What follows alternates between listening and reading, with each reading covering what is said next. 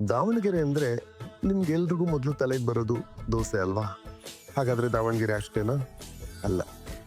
ಇಲ್ಲಿ ನಡೆಯೋ ದುಗ್ಗಮ್ಮ ತಾಯಿಯ ಜಾತ್ರೆ ಕೂಡ ಸಿಕ್ಕಾಪಟ್ಟೆ ಫೇಮಸ್. ಹಾಗಿದ್ರೆ ದುಗ್ಗಮ್ಮ ತಾಯಿ ದಾವಣಗೆರೆಗೆ ಹೇಗ್ ಬಂದ್ ನೆಲೆಸಿದ್ಲು ಅನ್ನೋ 200 ವರ್ಷದ ಇತಿಹಾಸದ ಕತೆ ಕೇಳೋಣ. ಅಂದೊಂದು ದಿನ ನೆತ್ತಿ ಸುಡೋ ಬಿಸಿಲಲ್ಲಿ ದಾವಣಗೆರೆಯ ಬಳೆಗಾರನೊಬ್ಬ ದುಗ್ಗತ್ತಿಯ ಬೀದಿ ಬೀದಿ ಸುತ್ತಾ ಇದ್ದ.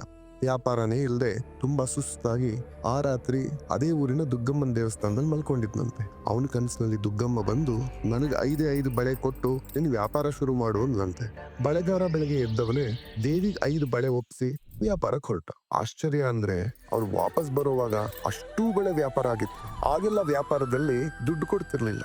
ದುಡ್ಡಿನ ಬದಲು ದವಸ ಧಾನ್ಯ ಕೊಡ್ತಾ ಇತ್ತು. ಅದನ್ನ ಚಕ್ಡಿಲ್ ಹಾಕೊಂಡು ವಾಪಸ್ ದಾವಣಗೆರೆಗೆ ಬರುವಾಗ ಚಕ್ಡಿ ಬ್ಯಾಲೆನ್ಸ್ ತಪ್ಪು. ಅದನ್ನ ಸರಿದೂಗ್ಸಕ್ಕೆ ಅಂತ ದಾರಿಲಿದ್ದ ಒಂದು ಗುಂಡ್ಕಲ್ನ ಎತ್ತಿ ಚಕ್ಡಿಗೆ ಹಾಕೊಂಡಂತೆ. ದಾವಣಗೆರೆ ತಲುಪ್ತಿದ್ದಂಗೆ ಚಕ್ಡಿ ಗಾಲಿ ಕರಚ್ಕೊಂಡು ಗಾಡಿಲಿದ್ದ ಕಲ್ಲು ಕೆಳಗೆ ಉರುಳ್ಕೊಂಡಿತ್ತಂತೆ.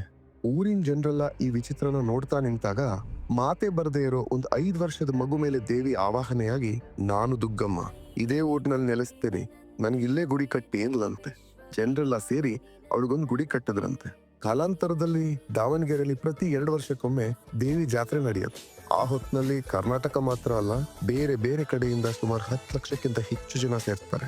ಈ ಜಾತ್ರೆ, ಜನ, ಗದ್ದಲ ಇದೆಲ್ಲದರ ಜೊತೆ ಜನರ ಆರೋಗ್ಯನ ತುಂಬಾ ಮುಖ್ಯ ಅಲ್ವಾ? ಇದೇ ಮಹಾನಗರಿಯಲ್ಲಿರೋ ನಂಜಪ್ಪ ಹಾಸ್ಪಿಟಲ್ಸ್ನವರು ಉತ್ತಮ ಹೆಲ್ತ್ ಕೇರ್ ಕೊಡ್ತಾ ಎಲ್ಲರ ಆರೋಗ್ಯನ ಕಾಪಾಡ್ತಾ ಬರ್ತಾ ಇದ್ದಾರೆ.